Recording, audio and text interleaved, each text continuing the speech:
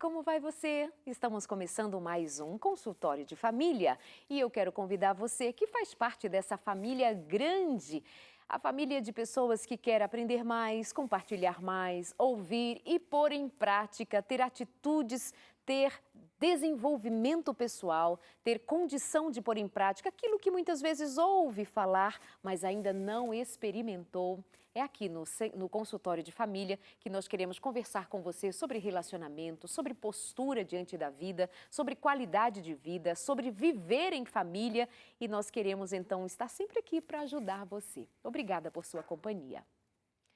Queremos sempre motivar você a pensar e repensar suas próprias atitudes, pensar e repensar sobre os seus próprios pensamentos, pensar e repensar sobre o modelo de vida, esse modelo que você tem experimentado até agora.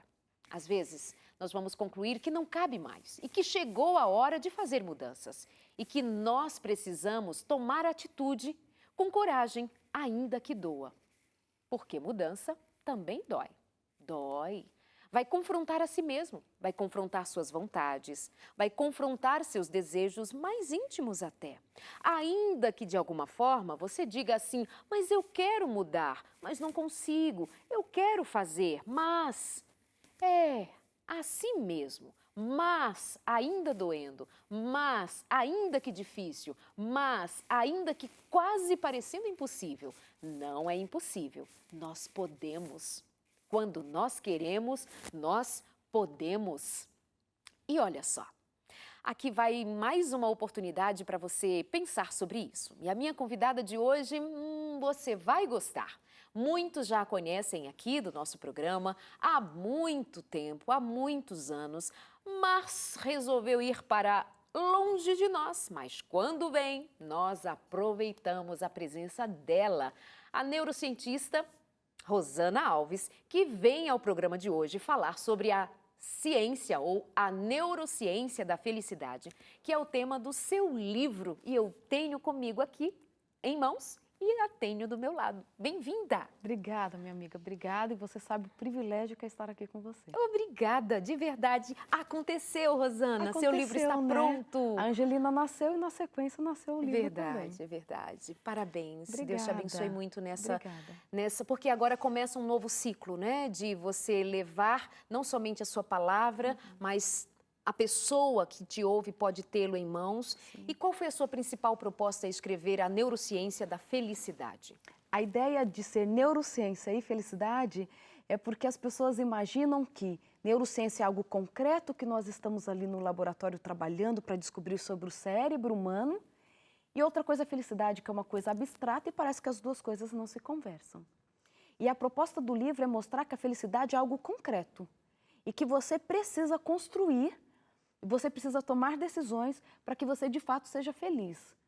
Eu inclusive faço uma definição de felicidade no livro que foi surgindo das ideias e lógico das experiências, sugestões, e eu acabo definindo que felicidade é gostar de viver. E tem muita gente que não gosta de viver. Prova disso é que não cuida da saúde, vai mal nos seus relacionamentos, reclama de tudo, é uma péssima companhia para os outros. Então fica no discurso a ideia da felicidade, mas na prática ela faz tudo para não ser feliz. E muitas vezes a felicidade ela é muito mais simples do que nós imaginamos. Ela é muito mais alcançável do que ficamos às vezes nesse discurso de felicidade, um dia eu vou ser feliz, quando essa situação mudar eu vou ser feliz e acabo não sendo. E aí você conseguiu colocar no papel um tanto com clareza, um tanto de clareza a respeito desse tema ser feliz. Porque quem não quer ser feliz? Todos nós dizemos que queremos ser felizes. Sim. Mas é claro que a sua proposta, como uma mulher que trabalha com a ciência, racionalmente falando, você não venderia uma proposta simplista. Você não traria uma proposta mágica. Se não é mágico, é justamente porque tem algo de científico muito prático aí. Por exemplo, por onde nós podemos começar a pensar em ser feliz a partir disso que você já trouxe para nós? Bem, primeiro foram mais de 1000 artigos lidos para poder escrever essa obra, porque existe muita responsabilidade envolvida e também para tornar de uma forma prática, para que as pessoas tivessem esse acesso. E tem toda a bibliografia, tem ao final tudo, de cada tudo capítulo. Certinho aí. Tudo no meu muito site declarado. Tem muita coisa que a pessoa pode entrar e de repente pegar os originais para poder ler. Exatamente. E, na verdade, Como que a gente pode começar pela felicidade? Uma coisa que a gente sempre fala, mas as pessoas ainda têm dificuldade para pensar nela. A felicidade, ela começa hoje. E não é simplesmente no pensamento, no desejo, mas na mudança de comportamento. Eu proponho, já estou contando para vocês muita coisa legal do livro, eu sugiro mudança de comportamento. E não adianta, gente, não existe milagre. E ainda bem que para muitas coisas a gente não precisa esperar o milagre, porque os milagres são raros. Então, que bom que existe a possibilidade de mudança de comportamento para eu alcançar esse objetivo do que ficar sentado esperando a minha vez de receber um milagre. E é importante entender que por que o milagre é raro? Porque o milagre acontece quando se extinguem todas as nossas possibilidades, todas as condições que nós temos para fazer, porque Deus assim nos deu já, antecipadamente, ferramentas para trabalharmos em prol da manutenção da vida que Ele já nos deu. Sim. Então, é só para ficar muito claro que não é uma descrença no milagre, mas é nenhum. que antes que o milagre, que o impossível que Deus pode realizar aconteça, as minhas possibilidades, o que eu tenho à mão, as minhas competências precisam entrar em ação. Lembre-se disso. Eu gosto de dizer que Deus opera em quem coopera. Exatamente. E lógico que a cooperação às vezes não é grande, significativa diante da situação, mas ela é necessária. E muitas vezes nós estamos utilizando até da imagem de Deus errada. Ai, porque nada acontece comigo, porque a minha situação não muda, só que eu não saio desse lugar de vítima, desse lugar de que eu não consigo, desse lugar que eu não quero. Tem muita gente que não quer mudar e fica colocando na vida, nas circunstâncias, a responsabilidade pela infelicidade.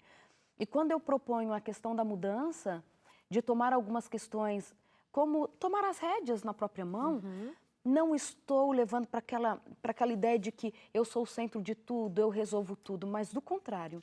Percebendo que, diante das minhas limitações humanas, eu preciso me esforçar.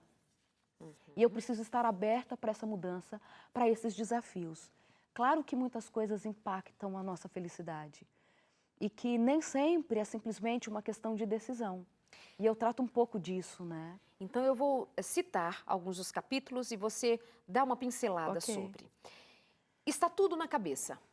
Por exemplo, alguém que tem uma depressão profunda, uma bipolaridade, e a bipolaridade é uma das doenças psicopatológicas que nós mais vemos um caráter hereditário nela. E aí você pode ter um impacto na sua felicidade. E aí que eu fico muito preocupada quando nós temos, talvez, um comportamento de tratar todo mundo igual. Aí eu falo assim, Darleide, você não consegue olhar no espelho e gostar do que você vê, só que eu acabo sendo perversa quando faço um comentário desse, esquecendo de que existem algumas pessoas que têm alguns desafios maiores por conta da sua própria história de vida, por conta dessa condição que pode ser até mesmo genética, e eu não posso colocar sobre ela uma cobrança acima do que ela é capaz de fazer. Então, até mesmo essa percepção das nossas limitações traz infelicidade. Porque felicidade também é saber ser triste. Não é? Só é feliz quem já sabe ser triste. Então, eu sei que eu não consigo tudo. Que tem dia que eu acordo e o dia está meio cinza assim, nem por isso eu sou uma pessoa ruim, que não sei lidar com a vida. Mas isso é inerente ao ser humano, faz parte da nossa condição. E quando você também percebe as suas limitações, você começa a se libertar de muita coisa. Porque senão é muito frustrante, é muito cansativo. Eu olho para você, você consegue. Mas quando eu olho para mim, eu só vejo desafios que eu não consigo vencer. Mas eu sou diferente de você. Então, até isso faz parte da felicidade. Perceber que eu não consigo resolver tudo sozinha. E tá tudo bem que eu não consiga resolver Está tudo bem. Tá tudo bem que eu não possa tudo, porque tem uma venda mágica de você pode, você pode. E isso é perverso, porque nem sempre eu posso. Levando assim para um extremo de um exemplo, tá? Só para deixar mais claro. É a mesma coisa eu chegar para alguém que é tetraplégico, tá? Teve uma lesão, não funciona da cabeça para baixo, como a gente costuma dizer. E eu digo assim, por que você não anda? Só tenha boa vontade, se esforce. Parece um comentário, né? um argumento, um exemplo tão cruel, mas muitas vezes nós fazemos emocionalmente com as pessoas a mesma coisa.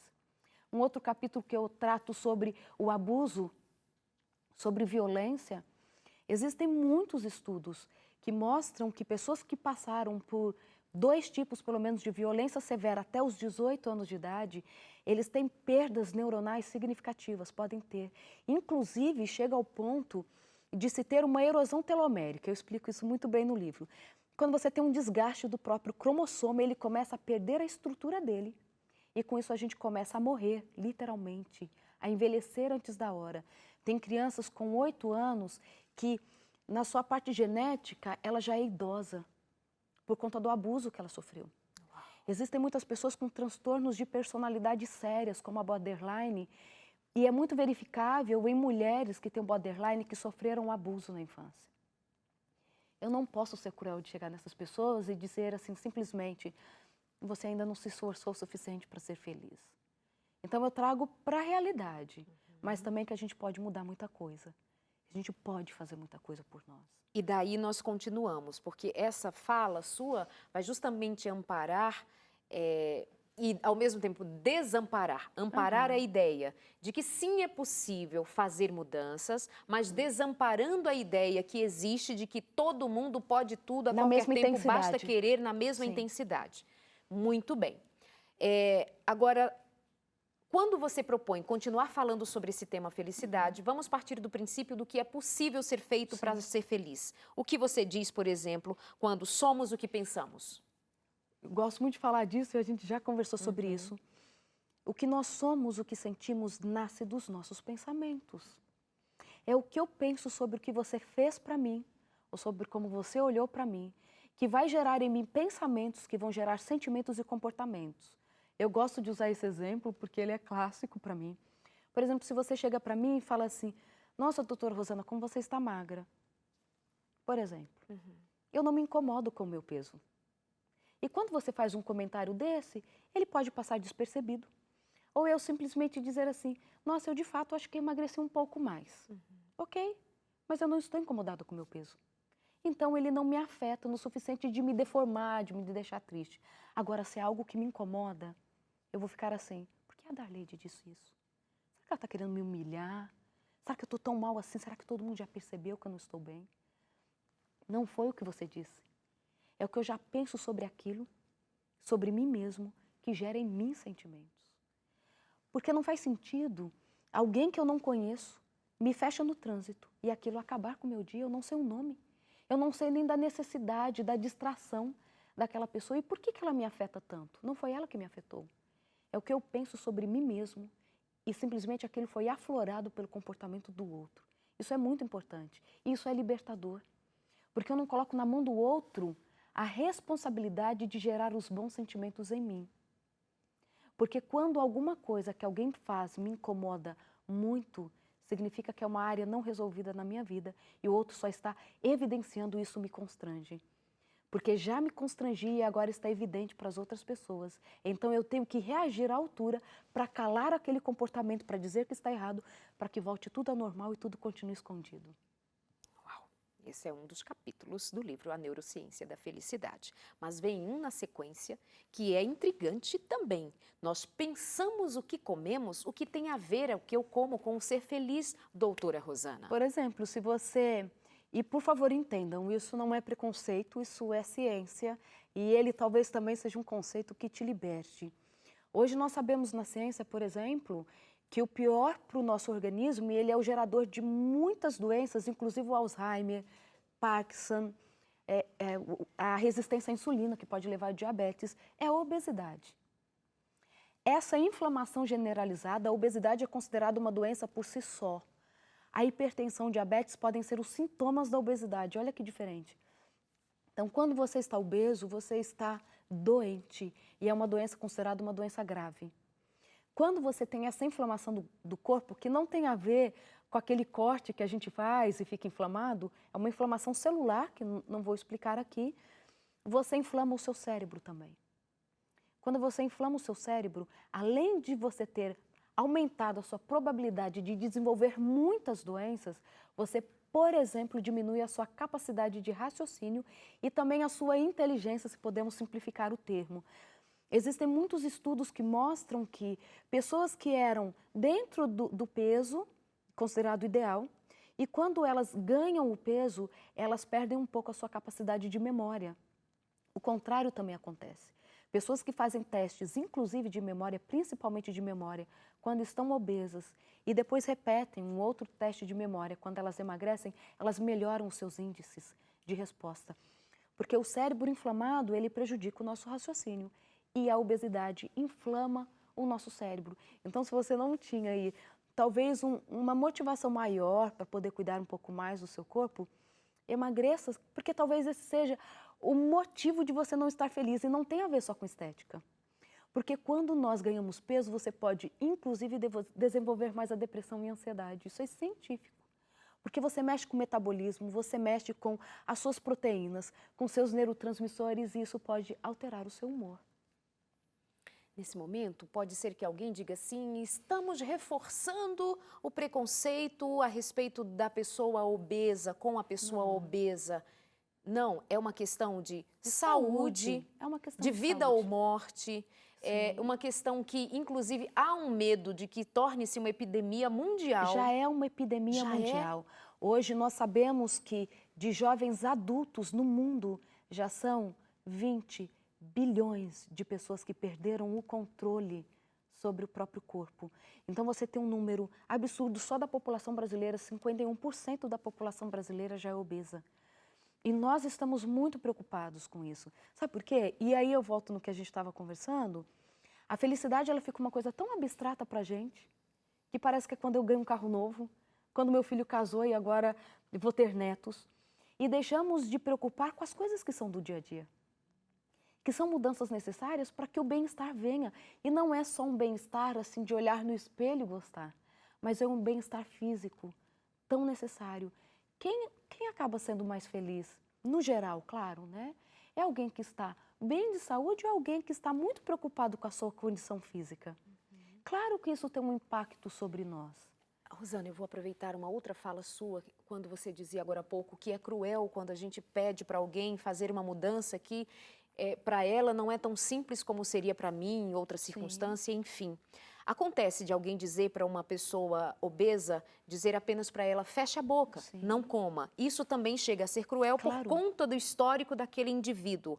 Porém, contudo, o que esse indivíduo, por onde ele começa esse desenvolvimento em busca da sua felicidade, que não seja pela pressão estética, que não seja pelo medo de ser humilhado que existe, de ser envergonhado que existe, pelo bullying que sofre, mas porque ela pode tomar consciência disso que você estava dizendo anteriormente. Como ela se ajuda? Existe uma palavra que a neurociências usa muito e que nós já sabemos que, inclusive para aprendizagem, se você não tiver isso, você não consegue. E é a palavra que talvez as pessoas precisam levar hoje para a vida delas, motivação. Se você não tiver uma motivação para fazer, você pode ter o melhor protocolo, você pode ter o melhor profissional do mundo ao seu lado, que você não alcança resultado. Por que você precisa ser feliz? Eu acho que essa é a primeira pergunta. Por que você precisa cuidar da sua saúde? O que te motiva? Porque a motivação é que vai determinar o alcance dos nossos objetivos. E aí você fala assim, tá, a pessoa está super determinada, motivada para perder o peso, já que foi o exemplo que não é só isso, né? Não. Ela está super determinada, mas ela não está conseguindo. Aí a motivação, ela nos leva também a pensar no tempo que precisamos para alcançar aquele objetivo, o esforço que é necessário.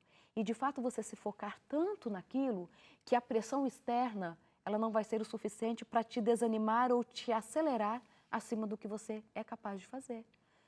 Eu sei o que eu quero. Se eu não sei, tem pessoas que podem me ajudar a descobrir. Siga o seu passo. Quando para você é muito clara a motivação, o porquê você quer alcançar aquilo, você faz no seu ritmo, do seu jeito. E eu falo isso mesmo para pessoas que precisam emagrecer.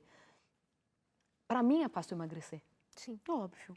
Mas para pessoas que passaram uma vida inteira nesse processo de ganhar peso mesmo, e quantas coisas, filhos, o estresse nos faz engordar muito. Tem muitas pessoas que não estão comendo mais e dizem assim, por que eu estou engordando? Eu não aumentei a minha ingesta alimentar e todo mundo assim, ah, tá, fala que você não andou comendo alguma coisa escondida. E não comeu. O estresse também nos engorda. E engorda muito, e a gordura pior que existe é do estresse. Então, quando você tem claro isso, e você sabe onde você quer chegar, e você sabe das suas limitações e da sua história, você sabe do seu passo. do que você é capaz. Por isso que eu digo que respeitar a nós mesmos, ele já é o princípio da felicidade. Porque o outro não pode ser o meu parâmetro, se for para me puxar para baixo. Então, não isso é importante. significa que haja, então, uma acomodação, ou que deva haver uma acomodação. Sim. Olha, Rosana, não é o seu problema, é o meu. E assim, é o meu, o que eu posso fazer? Há o que se fazer. É importante também nós termos isso claro, para também não nos desculparmos De de jeito que, nenhum. se é uma limitação que eu tenho, farei o quê? Farei algum movimento na minha capacidade, nas minhas condições que eu tenho, né, do jeito que eu tenho, não que todo mundo tem, que eu tenho, para conseguir fazer lá. É por aí. É por aí. Eu acabei de lembrar de um exemplo, estou contando um livro todo para vocês, né? Até parece que dá para contar tudo. Mas eu lembro até mesmo essa questão da obesidade, porque uma moça, eu tinha terminado de falar uma palestra e não era sobre esse assunto, mas passou por ele. As pessoas fazem perguntas sobre isso. Sim. E ela chegou assim para mim e falou assim, para você é fácil falar disso, porque você é magra e não tem problema de tireoide. Aí eu fiquei penalizada, porque ela estava muito chocada com tudo aquilo e se sentindo incapaz. Aí eu disse para ela assim, você vai voltar para o seu quarto. Você vai olhar no espelho e vai dizer assim para você mesma, olhando nos seus olhos. Eu já fiz de tudo que eu podia ter feito.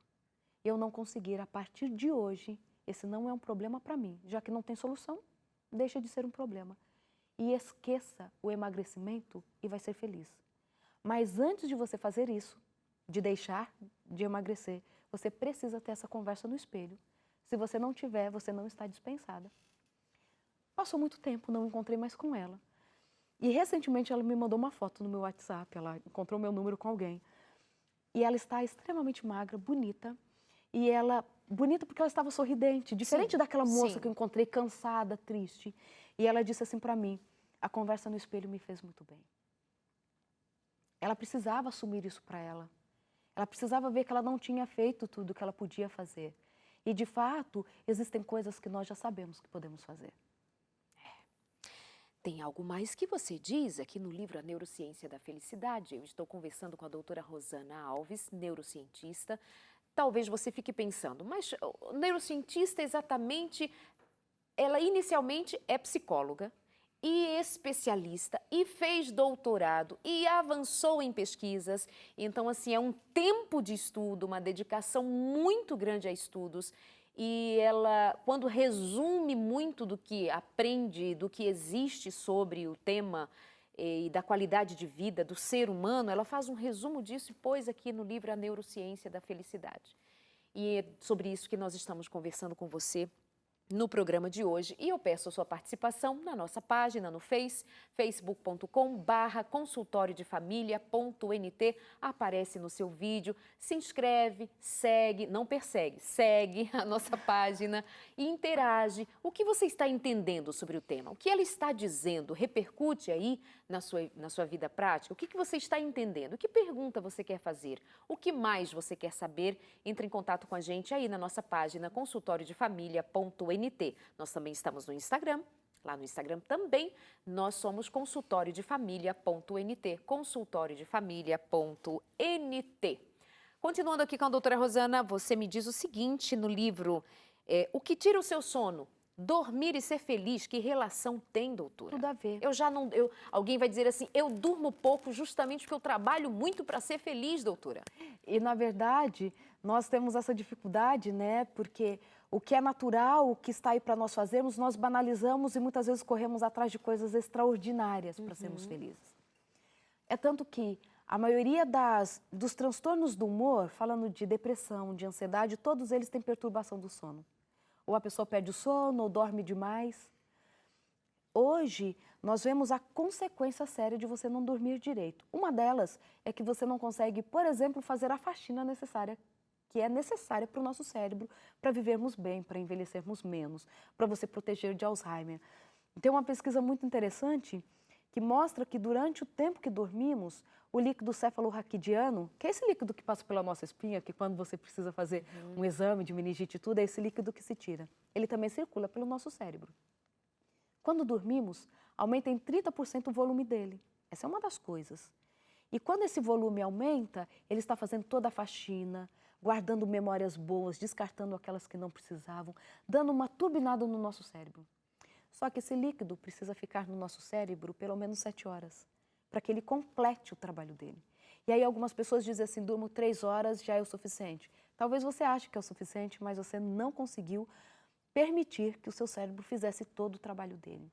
Pessoas que não dormem e que passam por uma privação de sono, que nós falamos que pode ser de 12 horas, passou o período claro e ainda ficou mais 6 horas sem dormir, 18 horas às vezes num dia sem dormir, muitas é como se ela tivesse tomado 2 taças de vinho, uma dose de uísque, 2 latas de cerveja.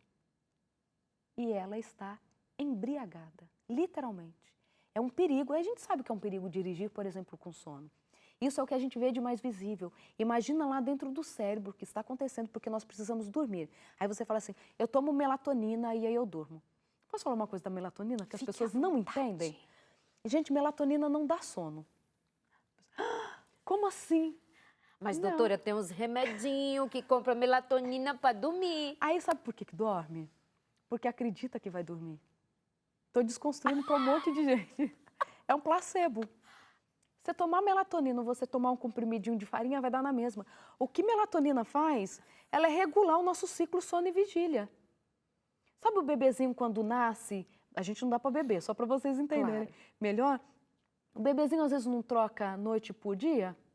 Às vezes a melatonina dele ainda não está regulada. Então ele não consegue fazer com que o sono seja à noite, que é o horário que a gente tem que dormir, e ele dorme durante o dia. A melatonina só faz isso. Dá uma regulada no ciclo.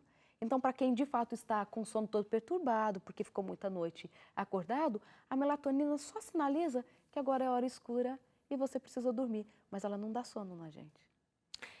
Gente, eu não sei. Nós vamos passar agora pelo intervalo e já voltamos com a doutora Rosana, mas eu tenho a impressão que ela está dizendo que quem não dorme não é feliz.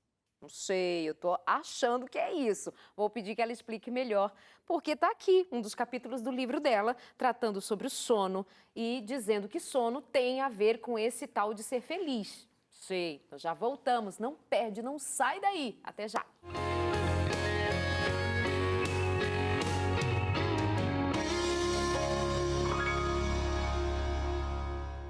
Voltamos!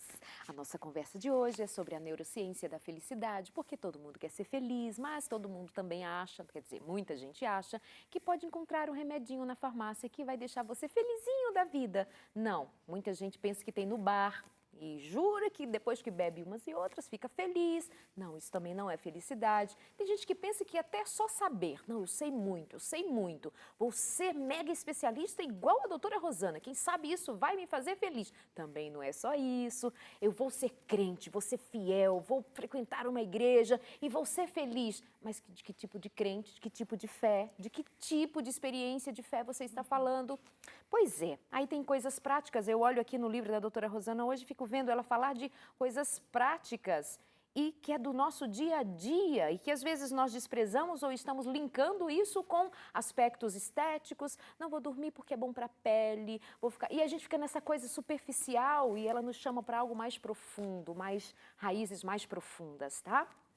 Meu cabelo toda hora roçando aqui no meu microfone, por isso que eu faço esse movimento, porque ficam me avisando para tirá-lo, porque atrapalha. Vamos falar do meu cabelo, que tem gente que diz assim, seu cabelo tá enorme. Gente, tem uma coisa que a gente faz para cabelo crescer. Sabe o que é? O quê? É não cortar. É ótimo, você não corta e o cabelo fica imenso. Mas a gente brinca, mas de fato as pessoas querem coisas mágicas e a resposta é tão simples. Por isso que eu aproveitei para dar essa dica. Tudo combinado. Quer cabelo longo? Você não corta. Exatamente. Mas além de ter um remédio comigo, foi tesoura zero. Foi ótimo. Quero mandar um beijo para um monte de gente linda que sempre está na sintonia, na companhia. Minha amiga Gelta, que está nos ouvindo, nos acompanhando Amada lá dos demais. Estados Unidos. Um beijo para você, amada. E temos aqui a Sueli, que é de Dallas. Estive com ela, sei lá, 2 finais de semana e ela veio ao Brasil e veio nos visitar. Muito obrigada. Linda, tá bom aí? Eu perguntei, vai querer ficar até o final? É claro, não quis perder. Obrigada. Acompanhada da Cláudia e da nossa maquiadora linda, a Gemima, que não quis te perder. Que bom. quis ficar aqui. Comigo ela nunca vem assistir, mas como tinha a Rosana junto, ela veio. Mas ela cuida muito bem de mim. Você não Beijo. precisa de suporte emocional e às vezes Ai, eu desculpa, preciso, né? querida, desculpa. Vamos que vamos. Então, Gelta, beijo pra você. E obrigada pelo carinho de todos que acompanham aqui o nosso programa. Você que está mandando sua mensagem, fazendo sua pergunta. Inclusive, já tem uma pergunta para você, doutora Rosana. A Alessandra quer saber por que então, às vezes, nós fazemos mudanças e não vemos resultado? Primeiro tem que saber se mudou mesmo. Eita. Porque às vezes nós só expressamos isso com as palavras ou já colocamos a desculpa anterior, olha, se não acontecer nesse ritmo acelerado é porque não vale a pena mudar. E nós temos que saber que toda mudança existe um processo e existe, sempre num processo é necessário um tempo. Às vezes você ficou 20 anos com comportamento e de repente você mudou um aspecto e quer que tudo ao seu redor seja novo. Existe o tempo para todas as coisas. E eu costumo falar que nós estamos tão focados no resultado, lá na frente, que estamos perdendo a beleza do processo. Felicidade é gostar de viver. E vida é o que acontece hoje. Eu gosto de uma definição de vida que fala que vida é o que acontece enquanto planejamos o futuro. Entende? Uhum. E aí, as pessoas saem para viajar, por exemplo, e só acham que tem que ser felizes quando chegarem lá na praia. E na viagem vão brigando, acelerando, estão de férias, vão ficar 30 dias de férias, mas levantam 5 horas da manhã para sair dirigir, eu não entendo isso. E vão no caminho brigando, porque a gente tem que chegar a tal hora. É verdade. Às vezes a gente ri de nervoso, né? Porque a gente faz umas coisas assim, né? Tem que chegar a tal hora. Não, eu não faço isso não, tá? Você não, eu também não, a gente não faz. Uhum. E aí a pessoa, ela acha que a felicidade dela está lá na praia quando ela chegar, mas o processo todo foi tão estressante que chega lá, um não olha para a cara do outro. Nós temos que aprender a lidar com processos. Nós temos que aprender que na aprendizagem tudo é mais difícil para depois ser mais fácil. É assim, gente. Qualquer coisa que você estiver aprendendo, primeiro é mais difícil para depois ser mais fácil. Parece que não tem sentido, mas quando você tem um desafio, faz todo Dirigir, sentido. primeiro mais difícil, depois é fica mais fácil. Então não pense que vai ser o inverso, que vai começar super tranquilo e quem sabe lá na frente eu tenho um desafio. O desafio é no começo do processo. É no começo da aprendizagem. Depois vem a glória. E depois vem a glória. É. Então, talvez é porque ainda não chegou o momento de você ver o resultado da mudança. Acabando aí de responder a nossa amiga ou nosso amigo. A Alessandra que perguntou. Tem gente perguntando onde é que vai estar disponível o livro da doutora Rosana Alves. Site, doutora Rosana Alves. Não, doutorarosana.com. doutorarosana.com. Tem uma perguntinha aqui, que é a seguinte, eu tenho 45 anos e não durmo. E agora nós paramos no sono, porque ficou daquele jeito, né? Do tipo, se não dorme, parece que não é feliz. Ela diz, eu tenho 45 anos, não durmo tão bem como antes, sempre acordo à noite e às vezes eu perco o sono. Isso tem a ver com a idade, os hormônios, por causa da menopausa que está por vir? Sempre fui dorminhoca, amo dormir, mas o sono não é mais o mesmo? Sim. Então, existem muitas coisas. A partir dos 40 anos, a gente, de fato, pode mudar o nosso padrão de sono e diminuir mesmo a quantidade de horas um pouquinho e também esse padrão de mais despertares. Isso, de fato, tem a ver com a mudança hormonal que começa a acontecer conosco. E qualquer pequena alteração no hormônio, você pode ter estas alterações mais gerais. Porque o hormônio é muito potente, qualquer coisinha que você muda nele, você tem muitas alterações. Só que também, o que acontece muitas vezes é o nosso comportamento. Nós precisamos, e isso talvez sirva para você, querida, é uma querida, né? Sim. Isso talvez sirva para você, você talvez precise fazer uma higiene do sono. E é exatamente esse termo que nós usamos, higiene do sono, que é mudar alguns comportamentos para dormir melhor.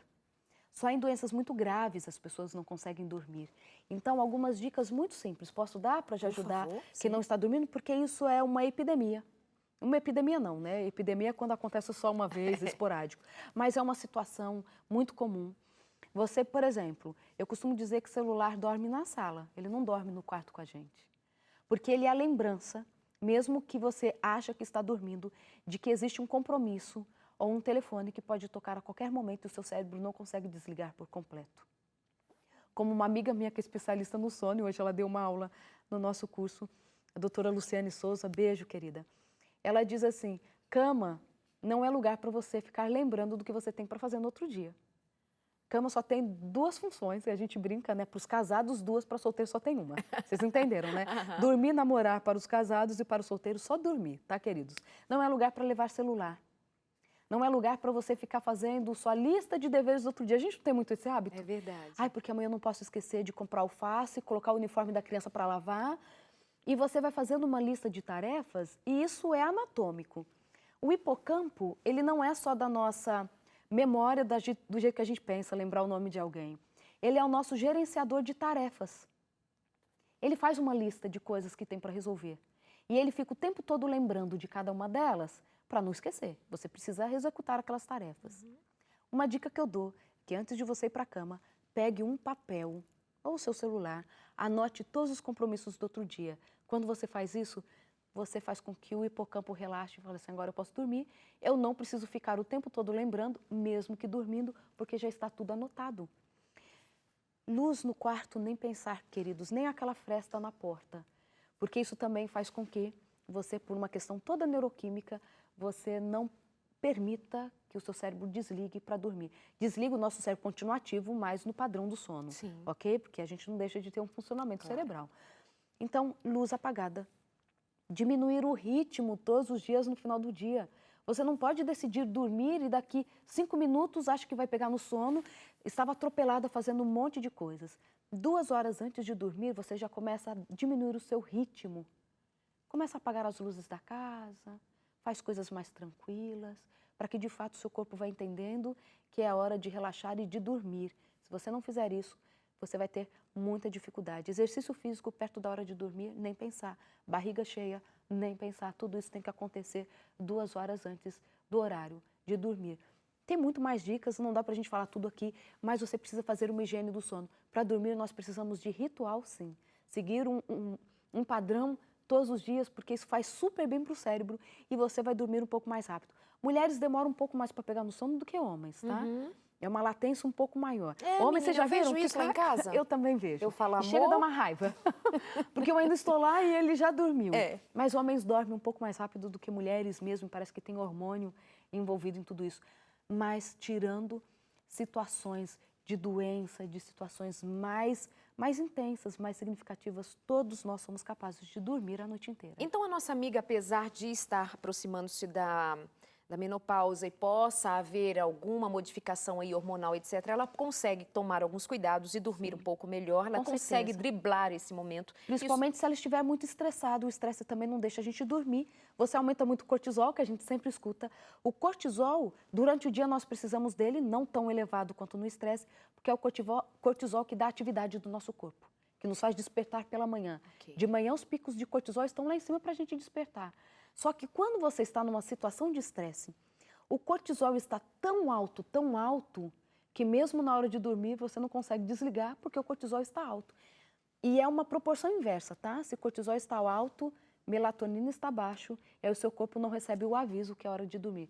Melatonina só dá o aviso que é hora de dormir. Gente, por isso que um senhorzinho lá na roça e a senhorinha com seus filhinhos dormiam lá, dormiam bem, porque o estresse que tinha era o galo cantar de manhã, ele ia levantar, tinha as tarefas, as atividades, claro que tinha um nível de estresse, mas não é esse estresse que nós vivemos hoje, que tem que dar conta de tudo e milhões de tarefas ao mesmo tempo. E eles seguiam um ritmo biológico, a hora escura é para dormir. Você não encontrava as pessoas até meia-noite, 1 hora da manhã, sentados conversando. Não tinha nem luz para isso. Com uma luz na cara, assim, como a gente faz com os smartphones da vida. Isso é horrível. Isso é horrível para o nosso cérebro, horrível. Principalmente porque a gente vê e nós não sabemos por quê. Por exemplo, a luz azul que nós estamos o tempo todo recebendo, dessa luz artificial, nós não sabemos por quê, mas ela é terrível para dormir, ela é a pior que tem, porque ela não permite que o cortisol diminua e a gente aumente a melatonina. Viu como que é mais simples do que a gente imagina? Então a gente podia acender uma lamparina de volta lá em casa, quem sabe? Não voltando aos velhos hábitos, né? Um beijo para o Jairo Bettoni e para a Silvia, um casal querido que estão completando 35 anos de casados e eles estão aqui felizes, celebrando e agradecendo também ao consultório de família, dizendo que o programa é show e a nossa amizade também. Beijo para vocês, parabéns, que Deus os abençoe muito. Muito e sempre, tá? Você e sua família linda. Saudade de vocês, Jairo e Silvia, lá em Belém do Pará. Ai, vontade de ir em Belém de novo. Tá faltando açaí lá em casa, gente. Preciso voltar. Estamos chegando. Vamos lá, tem mais questões aqui trazidas para a doutora Rosana. Como ser feliz? Tenho 3 filhos, marido infiel, quero me separar, sou dependente dele financeiramente. Tem jeito de ser feliz? Qual a relação entre felicidade também e redes sociais? É assim, aí é alguém linkando essa questão de ser feliz a relacionamentos e a pessoas que as faz infeliz e que muitas vezes não é só assim, mudar. Decido e Mais uma simplesmente vez, mudo. não é só isso, né? Não é. Claro que existe, e aí nós voltamos para lá no início do programa, que existem desafios que são muito maiores do que algumas pessoas passam por desafios que são muito intensos. Exato. E não dá para banalizar isso. Você, querida, tem um desafio. E o primeiro é isso mesmo, reconhecer que não é simples. Porque senão você pode entrar na angústia achando que todo mundo consegue, só eu não consigo, então a incapacidade está em mim. E você tem um desafio. O que pode te ajudar a começar a pensar nisso e mudar algumas situações é responder uma pergunta que eu sempre faço para as pessoas. Quem é você e o que você merece da vida? Porque muitas vezes as pessoas fazem conosco o que permitimos que elas fazem. E isso não é crueldade, isso é liberdade. Porque se você tem a liberdade de colocar limites em algumas situações, isso significa que você tem o poder de também fazer com que elas parem. Você não está tão à mercê do outro. Eu costumo falar também que você se concentrar nas coisas felizes te dão mais ânimo para lutar. Existe uma situação ruim, é um marido infiel, mas você tem 3 filhos. E filho tem que trazer felicidade para a gente, tem que trazer, não é obrigatório, mas existe beleza na vida. Quando você começa a olhar que existe beleza, o que é belo te impulsiona para resolver aquilo que está meio feinho na vida. Mas é um processo, querida. Se você tem dificuldade, e pelo jeito já luta já há um tempo com isso, né? Casada, já tem 3 filhos, o que você precisa fazer talvez é encontrar alguém para conversar sobre isso e que vai te entender. E que vai, além de te entender, indicar caminhos. Mas a primeira coisa, existe possibilidade sim de mudança. Respeite a você, respeite o ritmo da mudança, mas não desista. Tem muita gente desistindo pelo meio do caminho de ser feliz, entregando os pontos, e nós nascemos para ser felizes. Eu acredito nisso plenamente. Nascemos para ser felizes, não fomos criados para outro propósito. Eu gosto quando Jesus fala em João 10, capítulo 10, que ele veio para que tivéssemos vida e a tivéssemos em abundância. Para mim, essa vida em abundância, ela significa uma vida feliz. Não é só viver porque nasci e preciso continuar aqui até que a morte me chame, né? Existe muito mais, existe abundância. Vai encontrando caminhos. Vai fechando brechas que você sabe que são aí o canal para te trazer infelicidade. E eu prometo que eu vou orar por você mesmo sem saber seu nome. É verdade. O que vai trazer maior infelicidade nessa situação, por exemplo, é ela persistir ou dar vazão à ideia de que vai ficar a si mesmo, não tem jeito, e o que eu posso fazer? Sou dependente financeiramente? Sei lá se não sou dependente também emocionalmente? É mais emocionalmente do que financeiramente. Desculpa, talvez eu esteja usando a sua história e não seja isso, mas é o que mais acontece. As nossas dependências, elas não são financeiras, elas são emocionais.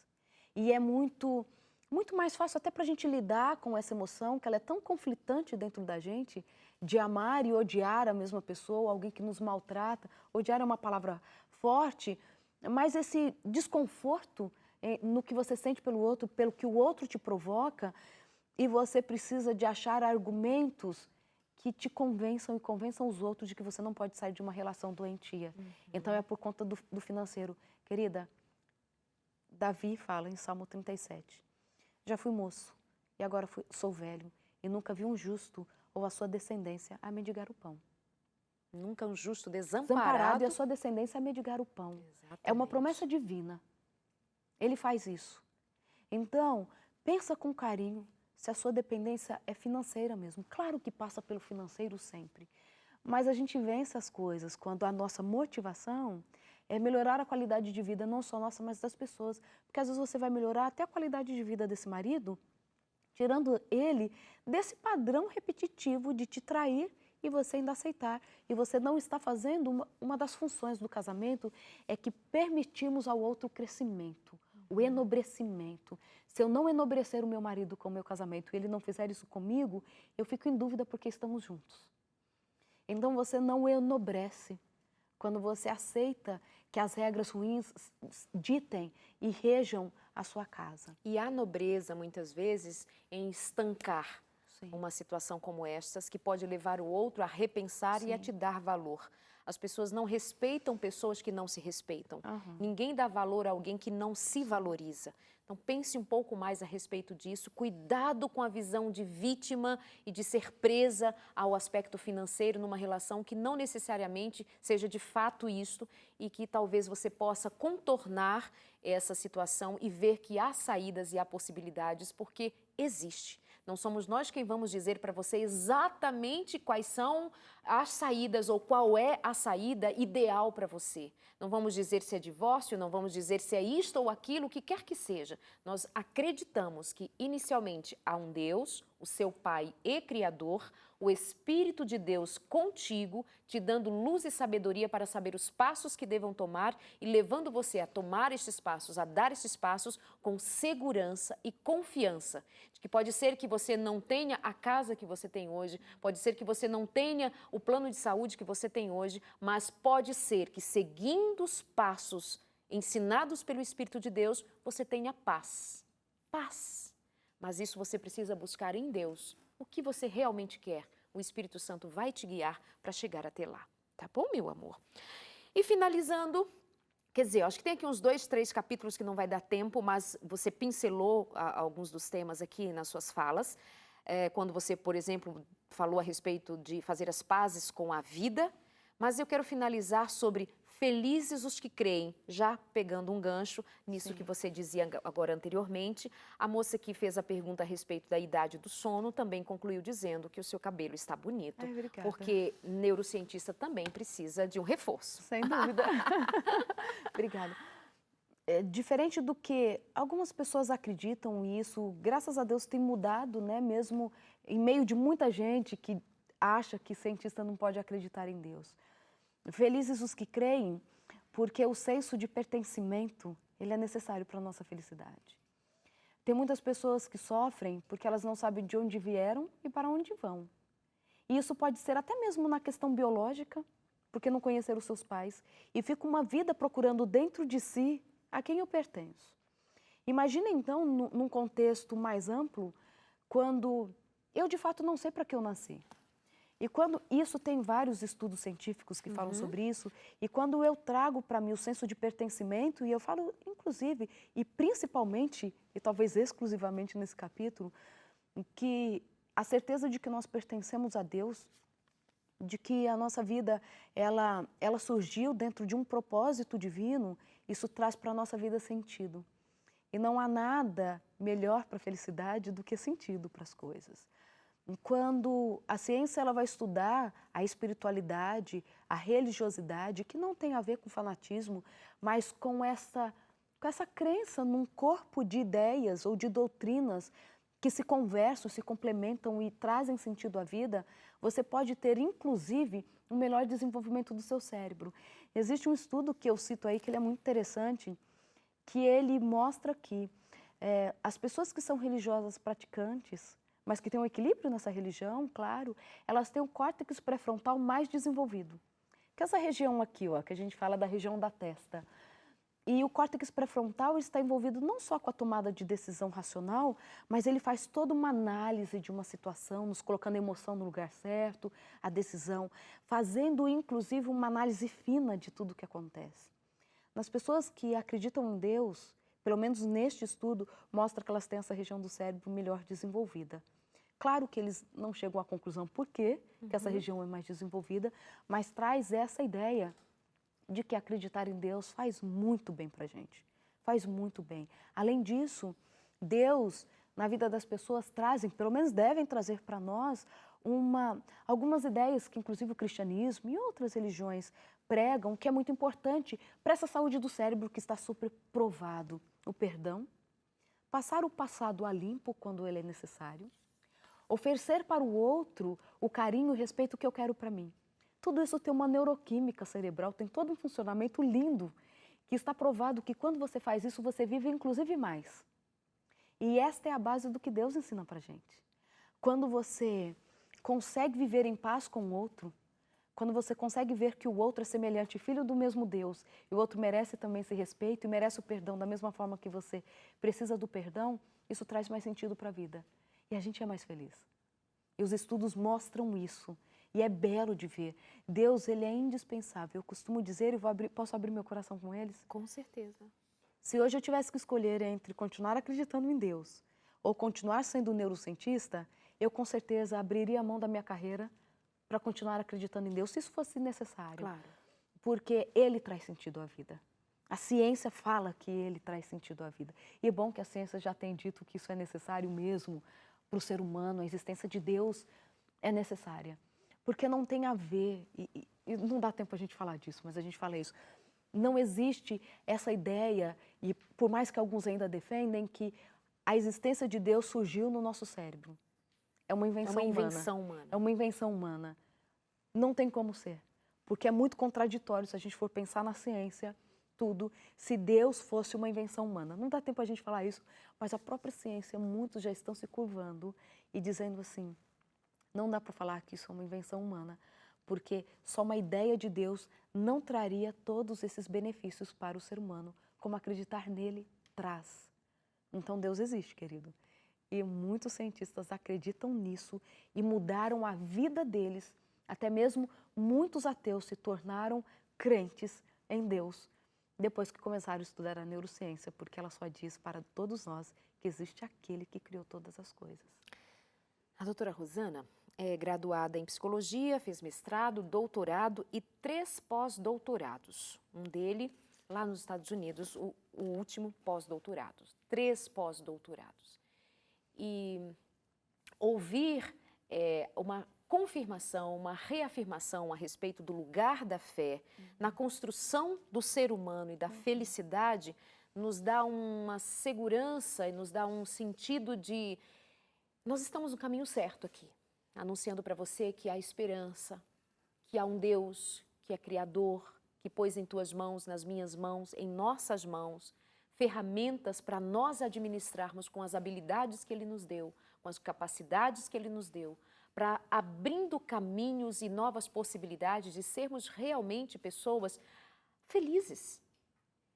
Quando nós negamos isto e nós nos voltamos para coisas superficiais, para o remedinho, para o jeitinho aqui, para uma palavrinha aqui, uma mágica acolá, nós estamos negando quem é Deus, o Criador, que me disse que dormir é bom para ser feliz, que me disse que comer o que é devido é bom para eu ser feliz. É bom não, é necessário para eu realmente ser feliz, que eu ter boas relações interpessoalmente é bom e necessário ser feliz, tomar água, fazer atividade física, fazer essas coisas que remédio que não se compra pronto, mas eu preciso fazer, isso tem a ver com ser feliz. Doutora Rosana, muito obrigada. Já acabou. Para não ficar dúvida, vou repetir, vou pedir à minha produção que ponha esta informação lá no nosso site também, ou melhor, na nossa página no Face.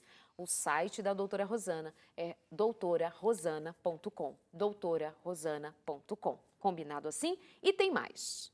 Vamos ficar combinados aqui que a doutora Rosana volta na próxima semana. Combinadíssimo. Obrigada pelo nós vamos falar de um tema muito específico, bem pontual, que tem a ver com psicopatia e transtorno de borderline. Eu sei que são 2 temas pesados, para 2 blocos de programa, mas necessários, e eu vou aproveitar você, porque faz tempo que eu não toco nesse assunto. Psicopatia e a síndrome de borderline, porque é importante. Super importante. Eu li um artigo de um psiquiatra americano, inclusive, eu comprei recentemente um livro dele, ele se especializou durante 40 anos pesquisando sobre psicopatia, e ele diz assim, ao longo da vida é possível que você encontre ao menos 15 psicopatas. Quem são eles? Como lidar? O que fazer? E se eu os tenho à volta, como faço? E o que mais preciso saber? Combinado? Combinadíssimo. Com a graça de Deus você volta. Sim. Você está fazendo um curso em São Paulo, né? Ministrando um curso. É um curso de neurociência para líderes e coaches, mas é um curso que de fato vem trazer a linguagem científica correta para consertar algumas coisas, né, que são ditas e também trazer esclarecimento, porque cada um tem a sua especialidade. Abraço para todos do curso. Obrigada, viu, por sua presença. Beijo, beijo. Muito bom, muito bom. tem mais nada para dizer a não ser muito bom.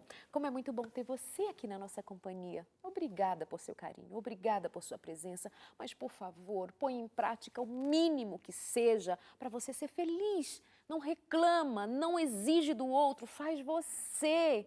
E Deus há de te dar muita graça, muita paz de espírito, muito do Espírito Santo, para que você de fato veja a luz e compreenda que é necessário andar nesta luz e nas suas impossibilidades, o Senhor vai agir a seu favor e sempre. Beijo, até semana que vem.